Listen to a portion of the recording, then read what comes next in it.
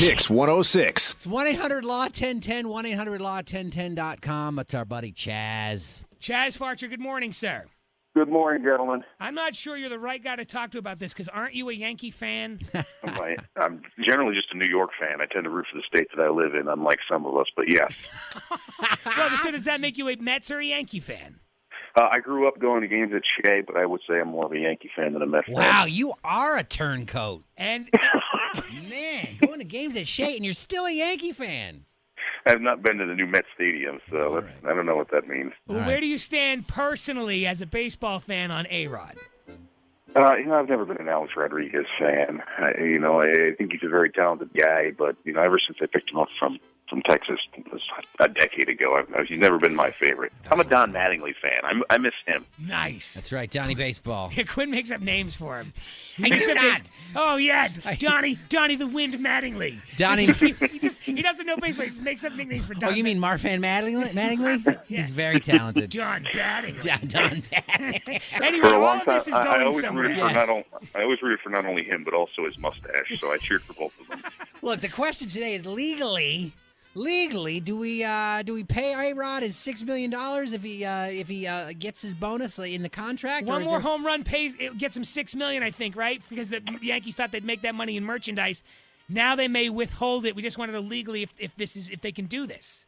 Yeah, so just to recap, Alex Rodriguez signed the giant contract a decade ago where he's going to get, $260 or $270 million over 10 years. And in addition to that contract, there was another smaller ancillary contract where he had all of these milestone markers. For every time he hit home run milestone markers, he would get bonuses. The first of those markers is coming up, 660 home runs. He currently has 659. Right. So if he hits that 660th home run, the Yankees are supposed to pay him $6 million, and then another $6 million if he ties Babe Ruth's record. That's 14, and then there are a few others down the road. Look, I know a contract's a contract, and did he break his contract? Can they break their contract equally? And then how do you decide?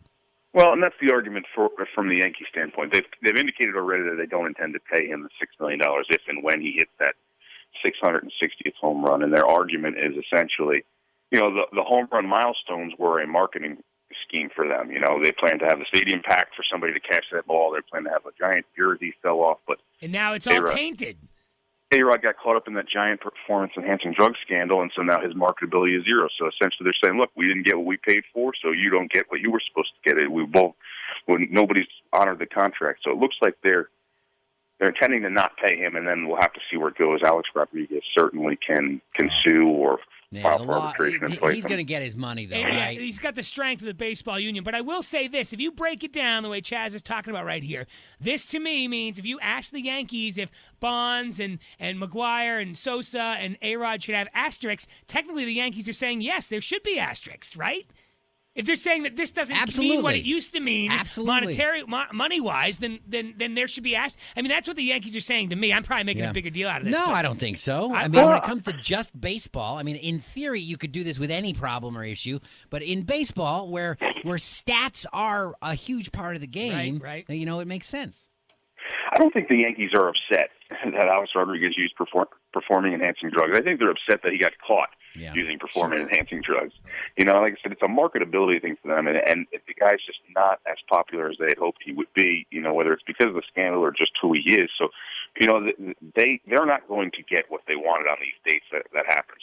Maybe the stadium will be busy, maybe it won't be, but it's not going to be one of these things where you have every single ticket and every single jersey sold out like you did with some of the other players as they hit these milestones, like Bonds along the way, even though Bonds got caught up in a similar scandal for whatever reason. It didn't affect him quite the same as it had. I would totally wear an A-Rod jersey just out of being that guy. He would. That's just Johnny swim upstream there. Yeah, I'm gonna be that guy. Quinn the Wind swim upstream. That's right, man. Hey, quick side notes. Chas Farcher from That's my Native American name. 1-800-LAW-1010. 1-800-LAW-1010.com.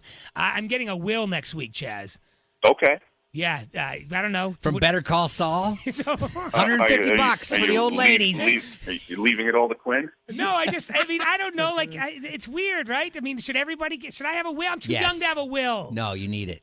If you have gentlemen like yourselves who have swathing estates, then I think you both should be prepared for the future in case something happens. And that's what I would do. Do you guys handle that at Martin Hurdy Mazzotti, or should I just go to what's the online thing from Shapiro? Yeah. I would write your will and handle that. We generally don't do a whole lot of estate work, but you can always contact us and we can get you to the right person. How about that? You're a There good you man. go. All right, Thank Chaz. you. Thanks, buddy.